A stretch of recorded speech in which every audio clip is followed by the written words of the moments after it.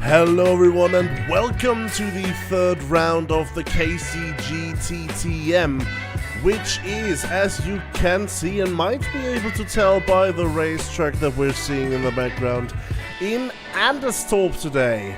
Scandinavian Raceway is the former name, nowadays known by Anderstorp Raceway. It is one of the most important sites in Swedish racing history. My name is Julian Strasser and I'm here today with two co-commentators of mine. For starters, here we go.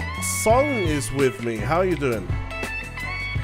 Yes, I'm good. It's good to be back in the KCG booth. Absolutely. And in the other corner, let's see if he's here. Jordan Brunch. The way you said that, in the other corner, it's like a boxing match. There might be, who knows? Wow, it's been a little while since I've been to Country, hasn't it? It has. Well, I'm glad that you're back and that we can look at this, well, commentate this beautiful race together today. For starters, though, let's go through the standings. We have got Sven Mackenberg in the lead right now by quite a handsome margin, because last time around at the Hockenheim ring, Marvin Mackenberg had a bit of an issue in race 1. So, yeah, unfortunately not able to catch up to his brother there, losing quite a lot of ground. Ricardo Rebello, though, very close to Marvin Mackenberg, challenging for P2 at the moment. Joe Senna is in P4, closely followed by Kodjan Kreminski. And then we have Colin Barker, Sebastiano Rossi, Jiří Kratochvil, Dirk Moltz and Radoslav Pietkowski rounding out the top 10. But now we are already in the qualifying session, so let us take a look. We are racing today, as we said earlier, in Anderstorp Raceway. This is the Grand Prix layout that we're racing at. It is a beautiful day, forecast dry. I mean, not like we would expect anything else at this moment in time. In any case, though, it is looking to become a beautiful race today. And yeah, Marvin Mackenberg is here on the screen, and we'll have to see what sort of a lap time he will be able to set. I think this is the... Oh, there we go. This is the first time that we will be able to see today. In the Honda Accord as well. It's good sounding car there. This is that VTEC go. This one doesn't really have VTEC, it's an Opel. It is an Opel. It is Imentrix Sainz overshooting the last corner there a bit, and the times are now rolling in from drivers. Marvin Mackenberg having set the fastest lap so far. Sebastiano Rossi only 4/10 behind, though. There might be a challenge approaching there. But yeah, we can also see... Who's that? Charlie Monk. Oh, getting very close there as well to the top. And Kodjan Kreminski as well now getting to the top. Sven Mackenberg as well with the first lap in. Wow, everyone's getting some good laps in already. Yeah, we see the Volvo of Sven. No, we're back to the Honda Accord of Honda That's Accord? not a Honda Accord, that's an Opel. I know a few people who would be very offended at you mistaking these two cars. It's an Opel. An Opel touring car. They make good touring cars. Driven by a British person. So interesting that it's an Opel and not a Vauxhall.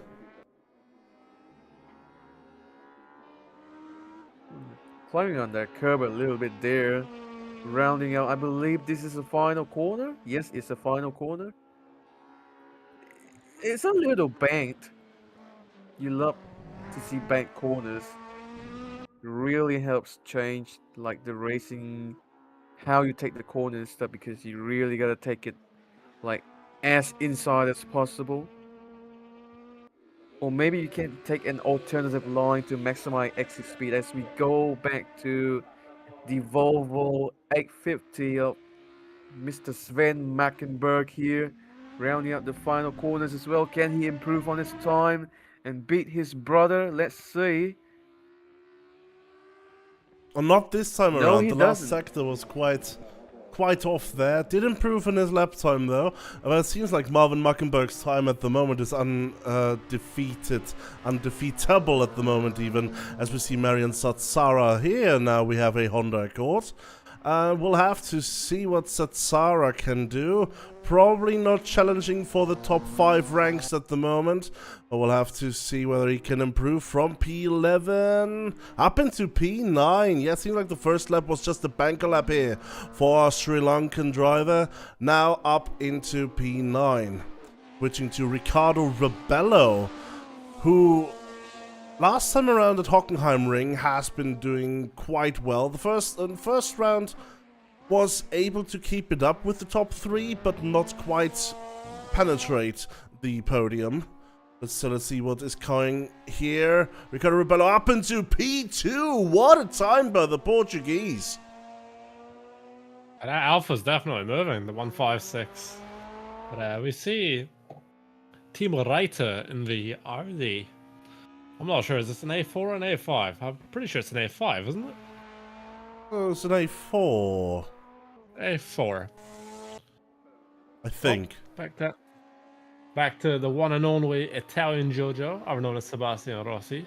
Protecting Worst Racing in the Alfa Romeo 156. In a STCC liveried car, which is quite fitting for Anderstorp.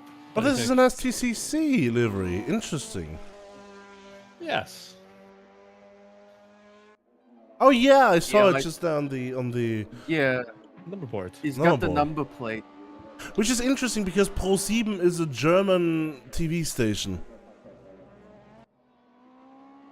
Perhaps it is, maybe it's a German touring car, but at this time I don't think DTM were running touring cars of this caliber. They were running more ITC generation cars. Well, let's see what Sebastiano Rossi can do here. Though, what lap is he gonna put in? Oh Let's wow! have to see it. Oh, P2. Wow. It seems like Hauser. look at the top 7, all of them within half a second. Beautiful by everyone. Riccardo Rebello looking to improve, even maybe into P1 here.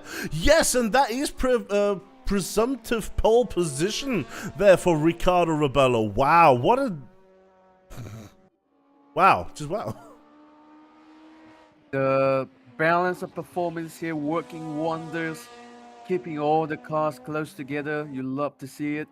You had Joe Senna here also in an Alfa Romeo as well. I believe this is like the mid section of the track. Rounding through yet another bank corner here. I think that was Seems like this track- Opel corner just now there. I wouldn't know. I'm not familiar with this track, but it's coming to another set of corners. This one with the tall curbs, and then another bank corner heading into the last chicane. Yes. And now the single last Right, corner. left. Oh, taking much of the curb there on the inside. That probably wasn't I think validated that's there. invalid. Yeah. But nice to see that Joe Senna is even here today. It was previously unsure whether he could participate due to troubles with his, I think, real-life car. So nice that he still found the time to come here. Sebastiano Rossi in the meanwhile looking to improve, but that middle sector does not look very promising.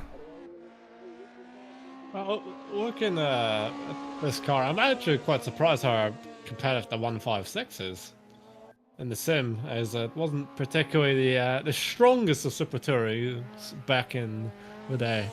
But definitely in RaceRoom it seems quite punchy, don't you think? Yeah, this bob here, balance of performance, is definitely helping bring the cars closer a little bit. We see Benjamin Claus here in another Opel. Yeah, an Opel Vectra. Would you like to know a fun fact about this car? Go for it. This car was originally introduced in 1996 to replace the Opel/Vauxhall Cavalier, the Mark III Cavalier. The So there is Cavalier. your... In British touring cars, James Thompson, who would become the 2004 British touring... Well, so 2000... Yeah, 2002 and 2004 British touring car champion would make his debut alongside John Cleland in a Vauxhall/Opel Vectra. Interesting. So there's a little bit of fun trivia for you. Well, this car was driven by some Munchik, the livery at least, but we are now at the end of the qualifying session, and these are the standings. We have got Riccardo Rebello upsetting the Muckenberg brothers for the podium position. What a strong showing by the Portuguese driver. Ah, It definitely. looks like Kordian Krzyminski is overtaking Sebastiano Rossi as well for that P4 spot. Yeah, I mean, it's going to be quite interesting to see. We have 17 cars in the server. Dean CL apparently did not set a lap, so we'll have to see what happens there in the end.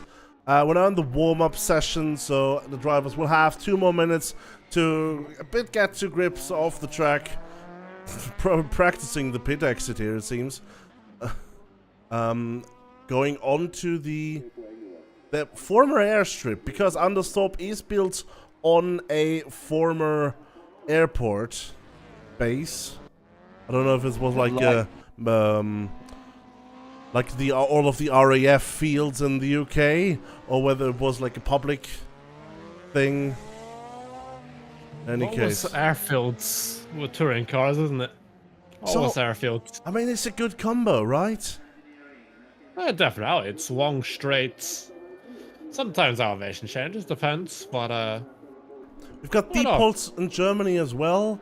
There's a beautiful circuit and pretty much exactly just an airport. There's also one that's currently being raced in the Swedish Touring Car or Scandinavian Touring Car Championship at the moment, which is, I forgot its name, but it's literally just an airport where they're racing there without any additional asphalting. So, but I like these kind of circuits. They seem unnatural. However, especially for the touring cars, which rely for overtaking opportunities on long straights into very sharp corners, it provides very good action. Touring cars on the Top Gear test track. that'd be quite dangerous for the crossovers. However, talking about That's an Opel lawnmower. I did not know they built those. I thought it was Hondas that normally built the lawnmowers. No Opel. Oh, now we know. I'll say one thing. This Opel's quite striking with a golden livery.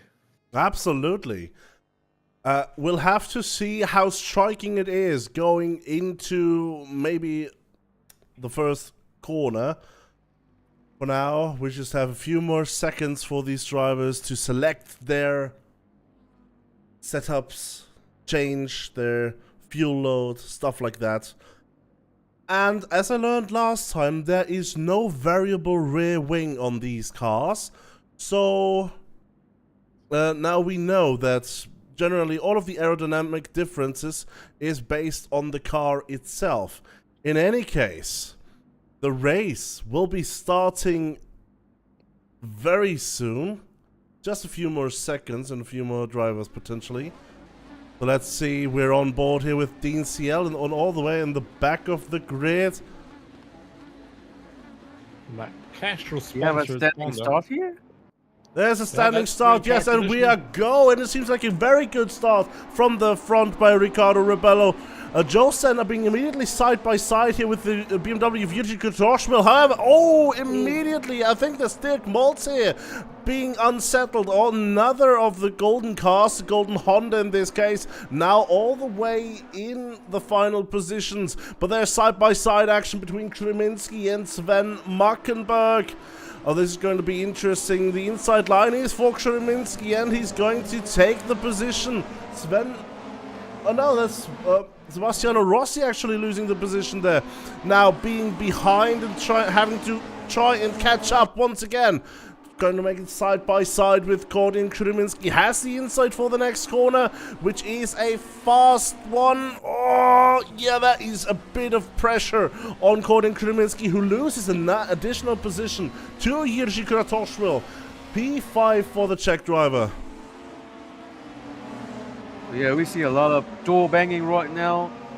Whoa, mounting the curb there for, I believe that was Kreminski as well, as he loses another position to both Charlie Monk and Joe Senna.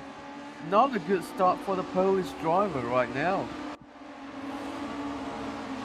Side by side on Monk and Rossi, but oh, that's not Monk. That's not Rossi. That's Kratochvíl and Monk. Kratochvíl. BMW versus Honda. Oh, the BMW's been pushed a little wide by the Honda. Some classic touring car action here. Some getting some elbows out. Joe Senna is right behind that. Car. Yeah, absolutely. Joe Senna right behind that with Gordon Kreminski in tow. So the two Alphas looking to make up positions as well on the Czech driver, who had a great start, but is now looking to lose a little bit of time compared to Charlie Monk on the straight. I will say it is definitely quite jarring for Grosso, because all the other cars around him are front wheel drive, so they'll have to deal with a bit of understeer, while he is a bit more balanced of a car, but it seems like he has the front with a straight line speed. Looks like Charlie Monk has indeed went a little wide, as we're on board with Joe Senna right now. I think he was involved with Charlie Monk as well. Oh, mounting that curb right there. We see some cars going wide in the background as well. I believe that was Charlie Monk, and now Marian Saxar is right behind him, battling for P10. Benjamin Kloss in the Opel is right there as well. Multi-manufacturer battle right here. You're back to Kreminski fighting Kratochvíl. Alpha versus BMW. Oh, very close really there. Close right there, but backs out immediately. Yeah, Gordon Kreminski is very good on the brakes and wants to make up the position on Jiří Kratochvíl, because both of them are losing quite a lot of time to the battle up ahead. There is a battle for P2 looking to happen at the moment, and Gordon Kreminski wants to be part of that. Of course, Jiří Kratochvíl, though, does not want to give up the position easily. Trying to go for the outside. Is Kreminski not able for the inside, maybe, with the slipstream? No, the BMW is just very quick in a straight line, it seems. Very little opportunity for Kreminski to move past in the slipstream. Not even here. Struggle for the Polish driver. Some good defense by Kratochvíl there in the BMW. But it's, like I said before, it's Alfa Romeo. It's quite actually, it doesn't look like it. What I'm just there, it actually looks quite composed, which is quite surprising. Oh, and he tries to go around the outside here into Opel corner, and yes, that is the move around the outside done there for Gordon Kreminski, but can he stay in front? Is now on Jiří Kratochvíl, who has to catch up. However, right behind them with a three-way battle, Joe Senna breaking around the outside past Colin Barker, now behind Sam Morris, but they're still side by side between Colin Barker and Joe Senna. Who has the upper hand through this lump right here on the racetrack? It seems that Joe Senna with the inside line making it stick quite easily, but Colin Barker is not going to give up one single bit in the Opel. We'll have to see whether he can get close enough for another move. It does not look like it at the moment. exciting racing going on here. These cars are really close together at the moment. We see here Benjamin Klaus in the Opel Vectra and Timo Reuter in the only Audi in the race, it seems. One of two Audis. Sam Morris ahead is also in an Audi. Oh, yeah. There's a yellow flag for iMentrix Zanes. It looks like having some sort of problem there. Back on board with Timo Reuter. Trying to chase that Opel, darn it, is battle of the German marks with German drivers behind the wheels. Absolutely, Yeah. the German nationals not having the best of times today, it seems, except for the Mackenberg brothers. But it's nonetheless going to be a battle between the two, as well as going to be a battle between Joe Senna and Sam Morris here. The other Audi on the grid being attacked by the Alpha, driven by the only Algerian driver on the grid. And he goes for the inside, no, the outside actually, into this next corner. Can he make it stick? More momentum around the outside. Next corner, he has got the inside line. Oh, this is a good opportunity. However, Sam Morris, look at him sticking it around the outside. But the corner seems to be a little bit too long for that to work. And that makes the other cars able to catch up to Sam Morris as well. We see a bunch of them behind the Audi right there. Immediately, the Honda Accord of Charlie Monk looking up the inside, touching the grass there a little bit, and side by side onto this straight. What can Charlie Monk do into the next corner? It looks like the Audi has a little bit more top speed from having a slipstream on the on that car over there. Seems like they're going single file now into that corner. Well, that's going to be an exciting battle to watch for sure. I will say this battle involves all three British drivers on the grid today, so this is going to be as well for bragging rights. Who is the best Brit here at the Scandinavian T-Prix? Going through Grand Prix Caravan to Opel Caravan to see which of the Brits can prevail. But Charlie Monk coming outside. Oh, and he makes a mistake. The banking here really helping Charlie Monk keep the pace around the outside line there, past Sam Morris. Now Colin Barker will look at that and think, oh, I can do that as well. Just wait and see. But Sam Morris, though, we're going back to the podium fight. We have Sebastiano Rossi and Sven Mackenberg right here. They're fighting for P2 right now with another car close behind them. So I think that's the other Mackenberg brother, Marvin Mackenberg. Absolutely. Volvo versus Audi. No, Audi. Alfa Romeo, sorry. Coming down to Nordkurvan. The 156. Oh, up the inside of the 850. Oh, side by side. Can Rossi make the move? Into Madison, so still side by side. Look at that acceleration by the brake. The 850 definitely holding its own. Time for the Grand Prix Caravan. Oh, and Rossi gets inside. Oh, and it looks like David Markenberg is in for a bob. Yeah, Marvin is now thinking, come on, brother, get out of the way. You cannot defend against the Italian, that means I have to attack him. That is definitely what they're probably communicating by telepathy right now. Or in a VC. Or perhaps sharding through the walls of their own arse. I actually don't know if they live in the same house. Would be interesting to find out. Anyways, Marvin Mackenberg being really close here and trying to make a move. Will he be able to, out of the slipstream maybe? We're coming up to the longest straight on the circuit right after this corner. We'll see whether the slipstream will be enough to allow the Honda to go for a move, but it doesn't look very good right now. 4.5 tenths behind. That does not seem to be close enough to go for any move.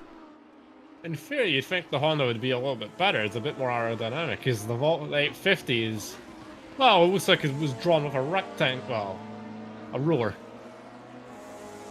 But well, turns out the Honda is not as slick as we thought. Well, maybe there's also a bit of a weight difference, you know, between the cars. Maybe. I'd love to see a RaceRoom would add this the year older counterpart to the 850, the good old 850R, probably the most iconic Super Touring car. Oh yeah. This car, fun fact about the 850, they were originally supposed to run this before they ran the Estate, but when TWR, who ran the 850 at the time, were supposed to make this car for the British Touring Car Championship, Volvo turned around and said, we only have the Estates. So that's how the Estate car was born. When it was originally supposed to be this. The so on. So there's some fun trivia about the 850. Quite common trivia, but some fun trivia nonetheless. Some people might have known that, which still makes it interesting. Switching back here to the Battle of the Brits, it seems that Colin Barker and Sam Morris have been gapped by Charlie Monk, and Colin Barker still unable to move past here. Will want to go for a move as soon as possible, though.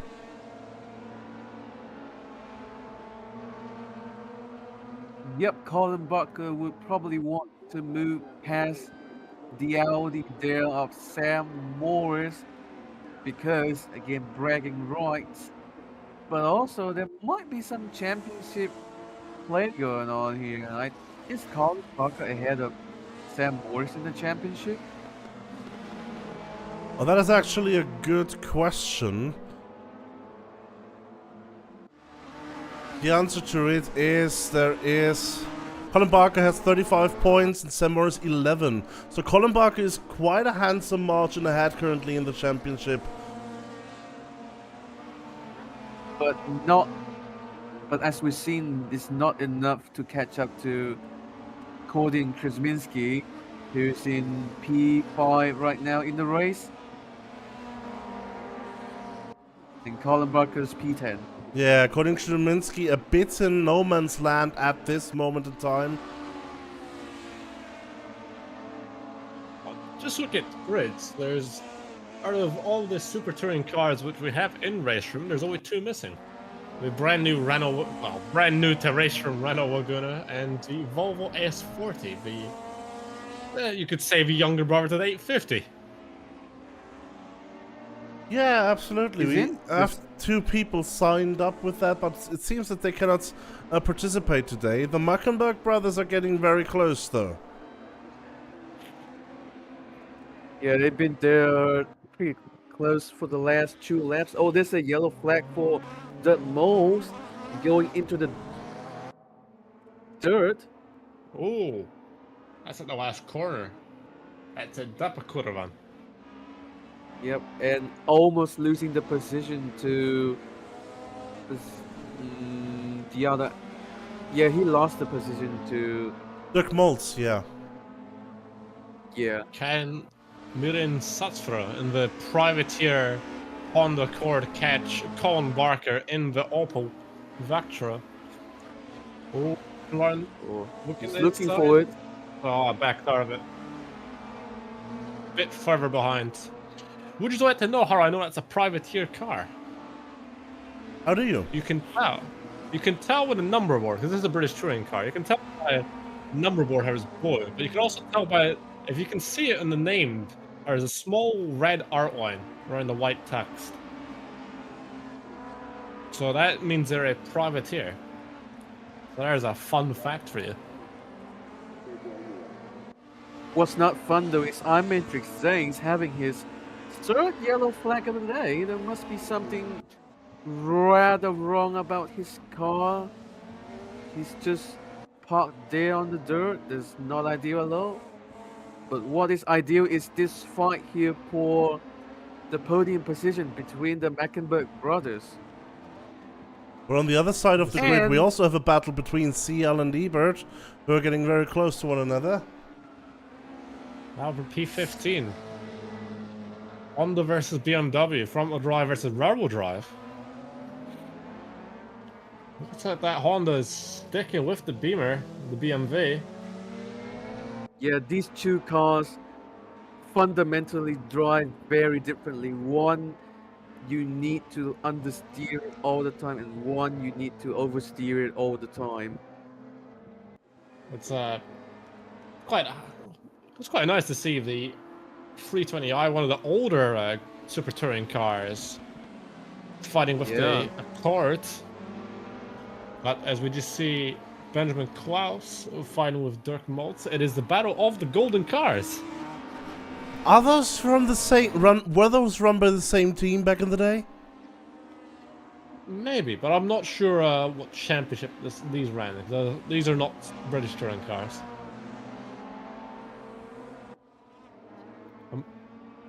There is a chance that the same team ran them at different years. Or in different championships, who knows? Oh, maybe. That's a very true fact. What we do know here, though, is there's a battle brewing up for P11 here, it seems. Or P12. Yeah, it looks like P12. That's P12. Yeah, Timo Reiter right behind between those two.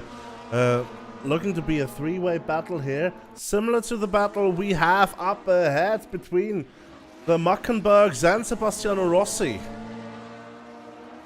Well, from one Minister of Defense to another, Rossi's definitely making an Alfa Romeo. Just Rossi stay seems there. to have lost a bit of time here. And so did Sassara on that straight.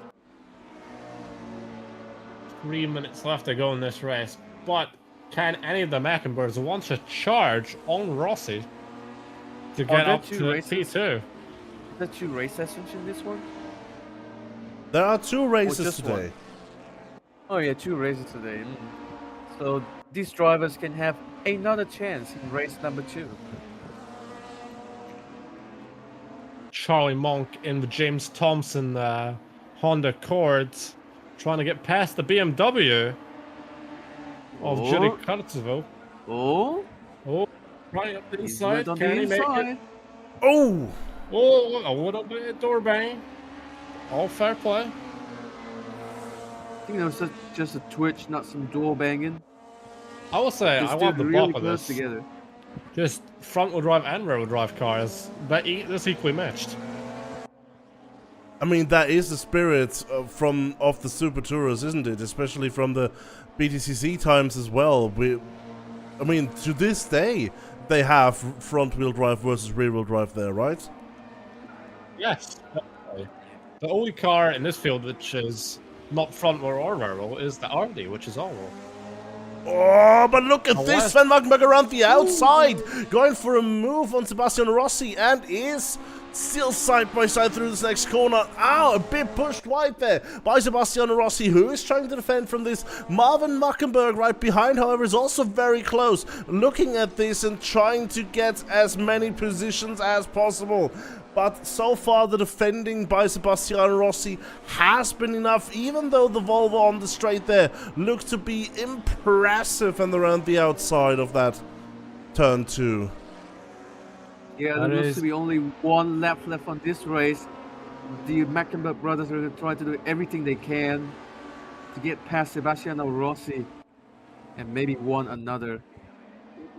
All this fighting, it must be perfect for Rebel, as he's got a 5-second gap over Rossi, so he can just cruise just to the end on that Fabrizio Giovanardi Alfa Romeo 156. Ooh, that's very close to that rear bumper of that Volvo A50.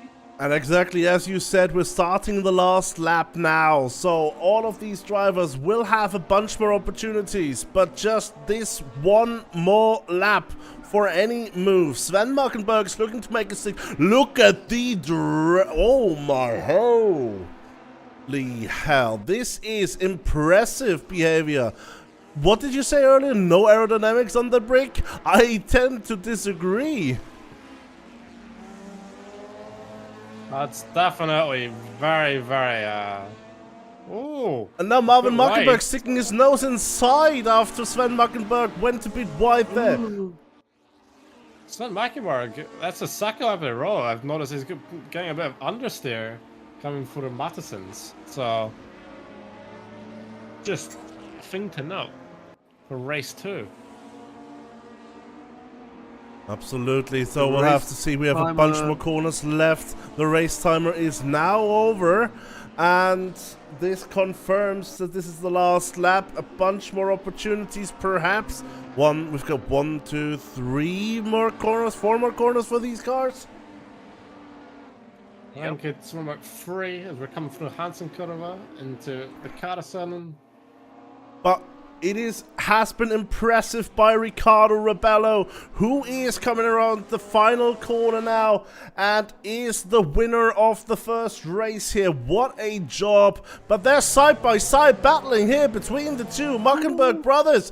Now it's a drag to the finish. Who will get it? Actually, Sven Muckenberg will get it. But Gordon Kreminski has gotten the nose in the front of Marvin Muckenberg at the last second. I wonder if we can get a And there seems replay to of have that. been a misunderstanding at the final corner between the brothers, and that has allowed Krasminski to just poke that nose and get P4, return to where he qualified, basically. Actually, 1 position above where he qualified. Give him the right to try and run there. So, a bit of understeer.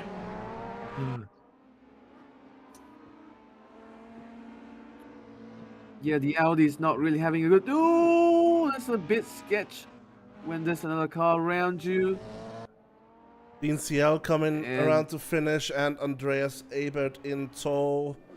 And Imantric Sainz also in the last sector now. But what a race by Riccardo Rebello, completely unchallenged basically from the beginning of the race. Now, there is some more time that the other competitors, especially Rossi and the Muckenbergs, will have to find in order to bring the battle to the Rebello to the front. But yeah, even the best lap you can see is by Kreminski here. So maybe there's a good chance that Kreminski has found the pace that he needed to challenge for the top in this second race here. Maybe it is first lap. It's good showing. I'll say one thing. I'm always just surprised with how fast 850 is, with how bricky it is. Maybe it's something to do with the engine power. Or sometimes it might just be down to the rubber. The Anders Albert in the 320i Go Arts. We rebel drive car in the field, but well, I'm not sure about other Super Touring leagues, but I never in British touring cars. The 320i wasn't particularly the well, it didn't really set the world on fire. Well, yeah. I'm going to refrain from making any further comments on this.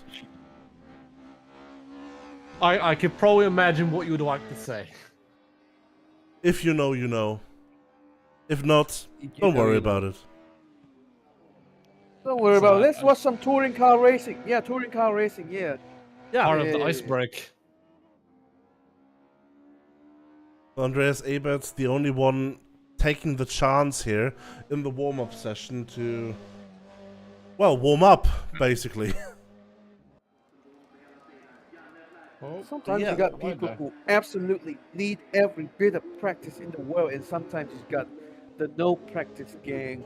But I will say, with how the previous race looked, I don't throw any shade on any of these other drivers who are still in the pits, because they will probably need a bit of a cool down from the battles they have had in the first race. No needing to warm up, maybe a bit of cooling down needed instead. And that's what they're doing. Fair enough. Yeah, they should call that the cool down session instead.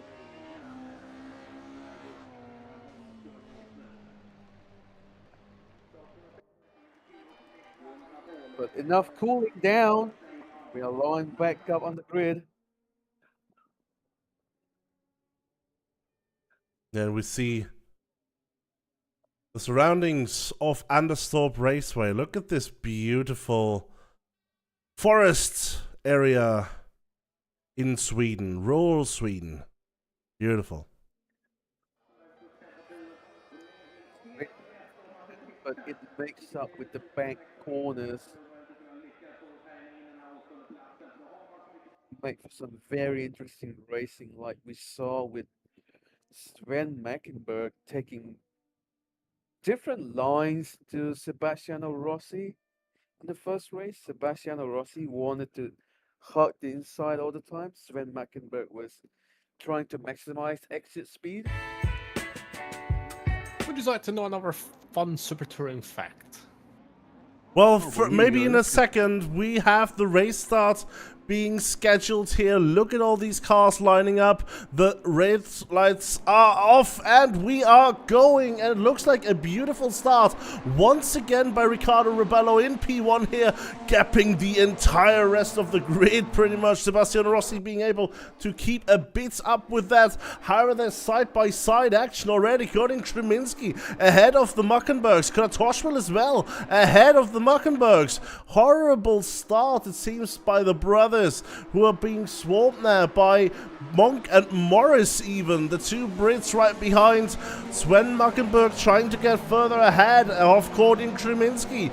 Back ahead, but it doesn't work like that at the moment. Sebastiano Rossi as well is currently on the rear of Riccardo Rebello, trying to bring the battle to the front. Not working at the moment. Joe Senna side by side here with Sam Morris, going for the inside, going for a move.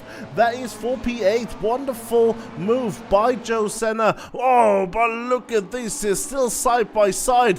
The Audis are really unstable, it seems, at the moment. But they have a bit of a pace that they can show. Looking at Rebello's start, it's like he's seen a 155, another 156. Crazy start from that guy, as always. It's Honda versus Honda with Monk and Mackenberg. It is, I'm pretty sure that is British touring cars versus JGTC, the Japanese touring cars. So, it'll be interesting to see what prepped Accord is faster, the British or the Japanese. Well, in the first race, it was the Muckenberg-driven Japanese one that had the upper hand.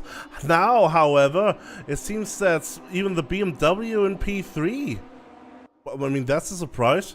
But then again, Gordon Kreminski is catching up in the Alpha, trying to go around the outside. Kreminski defending on the inside. Better line potentially for Kreminski. Can he do the switchback? Not quite at this moment. He's still behind the BMW here. Not able to make a move for now, but we have a bunch of hairpins coming up. Maybe on the braking into these next corners. Not here anyways. Oh, and it seems like Kreminski broke a bit too late there. Going a bit wide, but oh, look at that as well. Sven Muckenberg pushing that Volvo to the extent. Alfa Romeo versus BMW for third. So, will Kratoshvil hold off Kreminski? Will Kratoshvil be the only non-Alfa Romeo on the podium at the end of this race? As the front row right now, Rebella and Rossi both driving a 156. Krasinski also driving a 156. So, oh, that's a water curve. That's a water curve. Look like knock heel for a second there. Ah, it's throwing it back to me, I think. Probably this was knock heel. But as you see, Kreminski and Kratoshvil going down the Flygrake, coming down to the North Curve. Can we see Kratoshvil try and make a move? Always looking up the inside, a little bit too far back. But Also, this is brought Mackenberg into the fold. Yeah, Markenberg is really challenging this battle here between the two cars up ahead. He's thinking, guys, come on, get a move on. Rebello and Rossi are driving away. We don't want them to get away. Those two Alfa Romeos are slowly becoming further and further away. Smaller and smaller red dots. But can these two maybe around the outside through the Oberkurve? Well, BMW's keeping up the inside, keeping him honest. Oh, a bit wide by Kruminski. Or coming down to the left-hander. BMW, oh, a bit later braking. But a bit wide, though. Alfa Romeo staying there. And he's ahead, it seems. Kruminski is ahead through the entirety of this corner. What a beautiful move around the outside by Corin Kruminski. Inside for the last corner here. But if they stay side by side, then Kratoshvil has the inside for this next turn one. And he does take it. Kruminski going out wide there, losing quite a lot of time. And Marvin Markenberg, what is he doing suddenly here? Going into the inside of his brother. There's Sven Markenberg, who is trying to go for a move on Kruminski because he sees, oh, come on, this Alfa does not make the overtake. Now I need to do something so we can both get past this BMW.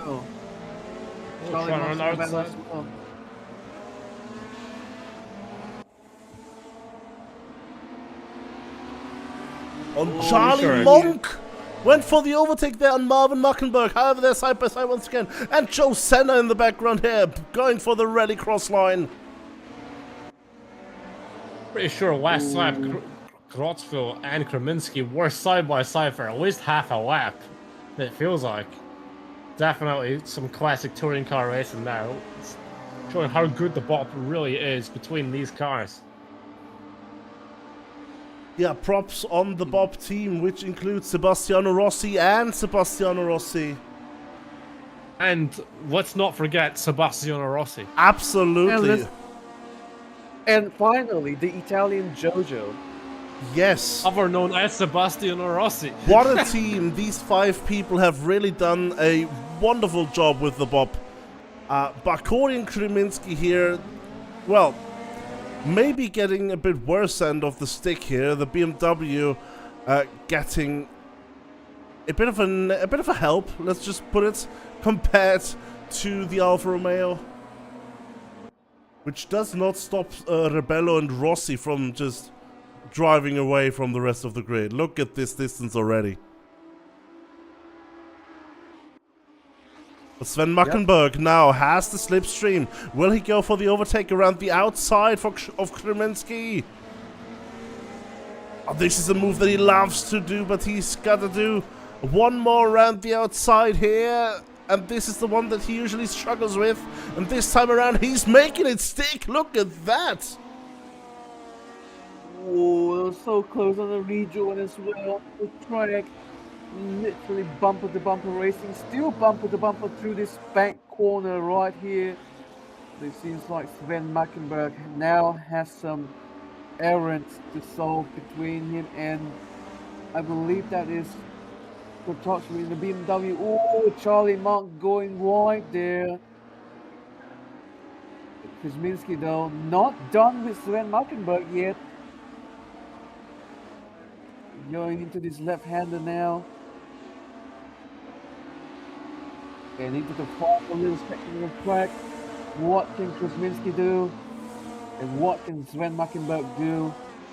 The Tosper gaining 3 positions into the podium.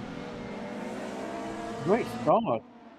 Absolutely amazing start by the Czech driver. And now, because these two are fighting, he will have the chance to get a bit of a clean air. Marian Satsara is also trying to make headway here, battling with Dirk Moltz and Colin Bark and Benjamin Klaus right behind. But back to the front where Korian Kruminski is closing in on the Volvo. Going for the inside, maybe not quite enough. Definitely exciting to watch. I think we're witnessing probably the best racing that track's had in a while. Absolutely. Definitely very exciting to watch. And if you want to try out these cars for yourselves, you can do that by going to RaceRoom. It's a free-to-enter game, but these cars are DLC, but they're only like €3. But there's a car. What was that? That was Dick Molson. No, Joe Senna in the background, going very slow through. He went off, it looked like. Yeah, losing quite a lot of positions there, Joe Senna. What happened there? There was also a yellow flag with iMatrix Zanes as well, but oh my god, this is getting a real. four-way battle for first. Kuzminski on the outside. This Kratos in the picture as well. Oh, And it's got the inside for the last corner, side by side with Kratoshvil now. This is as close as anyone's ever gotten to overtaking Kratoshvil here. And now it's side by side with Sven Mockenberg on the inside, going for the overtake. We know that the Volvo is so strong in a straight line. Maybe this is the chance that he needed to go for the overtake into P3. Look at him catching it slow but surely. He's getting closer to that BMW. He's trying to go for the outside move here. That's something we've seen often from Sven Mockenberg. Under braking, let's take a look. They're still side by side. Very wide line by Sven Mockenberg, allowing Kratoshvil to stay side by side. And Kreminski right behind that is annoyed by this. Want to get past once again. Sven Mockenberg, however, not allowing it. Marvin Mockenberg now back in the battle. And Charlie Monk also back in it. Side by side between Kratoshvil and Sven Mockenberg. It seems that Kratoshvil is still able to defend this position despite seemingly having a lack of pace compared to the rest of these cars. What a job! It seems we are witnessing a new Minister of Defense in the making, this time from the Czech Republic. 5 cars. Look at the line of 5 cars battling for P3. Go on, Jordan, sorry. There's all Queen Racing as well. It's from one Minister of Defense to another. Kratoshvil is really making that BMW work. He's just placing the car where it needs to be when it needs to, just to hold off Mockenberg and the Alfa Romeo of Kreminski. So it's just, wow. 3 very different cars all fighting tooth and nail just for one position. Absolutely, there's further battles also going on between these two British drivers. We've seen the same thing happening last time around, but we also see Sven Mockenberg trying to go for the same move as last time, this time less close to Kratoshvil, not able to make it side by side through there. Colin Barker is trying as well, and squeezing the Audi of Sam Morris to the inside. Not close enough for a move at this moment though. But back to the front, we have this battle. Oh my god, these 5 cars, all of them still in contention for this P3. But Sven Mockenberg, well, it seems like Kratoshvil is really the cork in the bottle, but defending handsomely. I like that. Defending like a cork in the bottle. I've never heard that one. I like that one. Bottleneck indeed for this, but a quite long bottleneck as well. Again, 5-car battle for this, might become 6 or 7 even if these guys behind catch up due to all this fighting. But whoa, Kuzminski very close to the bumper of Sven Mockenberg again into the final corner here. Gonna have a little drag race on the little pit straight here before moving on to turn 1. Oh, Kuzminski was looking for it, but he backs out last second on the straight now where the Volvo is strong. I mean, Catching up to the BMW. at this point, I don't know what they can do. Kreminski was unable to overtake Kratoshvil. Mockenberg was unable to overtake Kratoshvil so far. It seems that they have nothing for the Czech driver, who has struggled in previous rounds, but this time seems to have found, well, the magic formula. Oh! just going to note there that we have a retirement of iMetric Zanes in the Opel Vectra. Glad to hear that with 6 minutes left to go. Oh, But- Kuzminski oh! on the inside the back corners. He makes it stick. Maybe it's just side by side though into this corner. Oh yes, and the Mackenberg brothers are back at it together. Ooh, No, Marvin just Mackenberg. really Oh, Just really wild. Charlie Gives Monk's up got by. position to Charlie Monk. Oh boy, everything's happening right now. That means that Kodin Kreminski now has the chance again to go for an overtake on Jiří Kratochvíl, but will he be able to do it? It's going to be a challenge in any case. Going around the outside here in the penultimate corner. Will it be side by side into the last corner? It is enough. But the momentum is with the BMW and the inside line for the next corner as well. The switchback being tried here by Kodin Kreminski. Not close enough for a move. No, just barely unable to go for a move. Maybe on this long straight here, we have another slipstream battle. We know that the Volvo is very good when it comes to these kind of battles. And I think there's a push. There was the push. There was the push, and that might be enough for Kratochvíl to go past around the inside there, side by side. Kratochvíl now has the better line for the inside of this corner, and there is no fighting back for Kratochvíl this time around. The bump drafting has finally catapulted one of these drivers into P3, and now it's Sven Mackenberg's turn to try for the same thing. Maybe Charlie Monk behind will try it. No, Charlie Monk will want to go for the overtake on Sven Mackenberg first. I would say very, very good race on Charlie Monk, fighting with these usual top runners here we have in the KCG series. Same thing for Jiří Kratochvíl, to be fair, was nowhere previously in this season, but now suddenly still in P4. Oh, Yeah, he's and- closing up a good bit there. Ooh. Oh. Well, it's a bit bumpy from Krasinski there. Now for now. I don't know. I don't think we saw just... I think there's still a little bit more in Kratochvíl.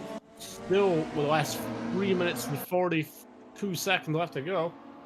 There's also a bit more in Marvin Mackenberg, who's trying to make it side by side with Charlie Monk. Unable to do so at this moment. There's also a three-way battle just down the road between Dirk Moltz, Joe Senna, and Colin Barker. These three have been battling for a while as well. However, oh, look at this. This is Joe Senna's opportunity now to go for an overtake around the outside, potentially, on Colin Barker. They are side by side coming into this next corner. Joe Senna not able to stick it around the outside. That is not how Sven Mackenberg has shown us how to do that move. Joe Senna not doing too well here, actually, in P11. Yeah, it seems to be struggling a bit, and it's now being sandwiched between the Barker and the Moltz. Oh, But- looks like he's trying his luck up the inside. Opel, and through the Opel Kurven. Not Opel- quite. The Opel holding off the Alpha in Opel Cordovan. I mean, on brand, isn't it? Definitely. But that Vauxhall has something just in that one corner, but does he have anything else in the next few corners? Whether up bad, we have this battle still raging, and it seems that Kodin Kreminski was able to separate himself from this four-way battle for P4 now. Sven Mackenberg got very close there, trying to go for a move. Not able to do it on the start-finish straight. Will it be enough? It doesn't seem close enough to go for any move at the end of this long straight. Here, what did you say earlier? It was something Graka. Anyways, Not a Cordovan. not a Kurvan. But he is Coming up to there side by side. Madison's. Oh, look at that. Oh, BMW. BMW is keeping an eye. Oh. I know the Swedish fans in the stands there will want the Volvo to prevail. on its home course, but the BMW is keeping it honest.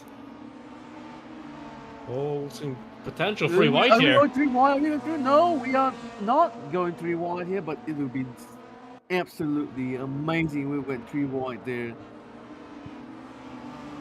But Dirk Moll's trying to go around to the inside for Opel Kurvan. Not able to make a move quite at this moment. This four-way battle here for P4 is still raging on. And it seems that Marvin Mackenberg is now edging very close. Charlie Monk, where Sven Mackenberg is edging very close to Jiří Kratochvíl. Not able to go for a move right at this second, though. That was a little bit side by side there, the Carlson between Charlie Monk and Marvin Mackenberg for a brief second there. But last lap for our drivers, and it looks like Rebello's got a 4.5 second lead to Rossi. But it is a big gap to Kraminski, 8 seconds. But I think that gap wouldn't mean as big if it wasn't such a heroic fight from Kratochvíl. Absolutely. And the battling also means that look at Charlie Monk, he's right on the rear of the Volvo once again. Oh! And now he's side by side. Yeah, Sven Mackenberg's went wide at Masson's a good amount. But perhaps Charlie Monk might try his luck. In all of this time, we have forgotten that there's a time running down, and the time has run down, which means we are on the last lap right now. Oh, that's so close. There was almost a spin there. This bumpers with literally no space between each other, and we see here Ricardo Rebello, I believe. Ricardo Rebello, yes, coming around the last corner, finishing off this race in a solid P1, followed by Sebastiano Rossi. However, there's still a bit of a battle raging, just 2 more corners left to go for these cars. Will there be any last move? Oh, Sven Mackenberg going out wide. Not able to go for a move, though. Marvin Mackenberg as well, wide there. So it is Kodin Kraminski in P3. Jiří Kratochvíl prevailing in P4. Although having been swarmed by so many different drivers there. Charlie Monk gets into P5 after overtaking Sven Mackenberg here pretty much on the last lap. Marvin Mackenberg as well, then only in P7 after an amazing battle. Sam Morris in P8, followed by Marian Zatsara in P9, Colin Barker in P10, Joe Senna finishes in P11, Dirk Mols in P12, Benjamin Klaus in P13, Timo Reiter in 14, Dean CL in 15, Andreas Ebert coming around in P16, and Imentric Saints unfortunately with a DNF today. But what a race, what a weekend generally speaking by Ricardo Rebello, dominating both races. Had been challenged a bit here in the second race by Sebastiano Rossi, but in the end it turned to become a nothing burger for Sebastiano Rossi, only able to make it into P2, or only in quotation mark, in big air quotes. But that was a wonderful battle. I mean, what do you guys have to say to that? Sven Mackenberg not very happy right now, apparently. Saying that he prefers not to be pushed on the grass every lap. It's just some classic touring car racing there. Yep, probably. We didn't see any spins or anything, just some touring car racing, just door banging and stuff like that. But maybe the stewards will look into that if needed. I want to say one fun fact we just haven't mentioned yet, but that race 2 there was a full Alfa Romeo podium, so a lot of points for Alfa Romeo in the manufacturers championship there. Well, if we have one anyway. We can pretend. We can use our imaginations. But yeah, this race was absolutely amazing, especially race 2 with the 5 cars battling for the last podium spot. It was super good to watch, and with the other battles around as well. I'm just speechless, pretty much. It's good racing, just really good to see. Yeah. What not an much I have to say. race. It's just yeah, I mean the really battles good. that we've seen here, absolutely amazing by all of the drivers involved. And you can look forward to seeing more of that today in 2 weeks, where we will be racing the 4th round at the Italian T-Prix on Imola. Oh, classic track. Classic track, very different to Anderstorp, and we will see how the drivers fare there. But until then, I've been Julian Schuss, and with me have been Song KP and Jordan Brunch. Thank you all so much for watching. Thanks for our patrons, and see you on the racetrack.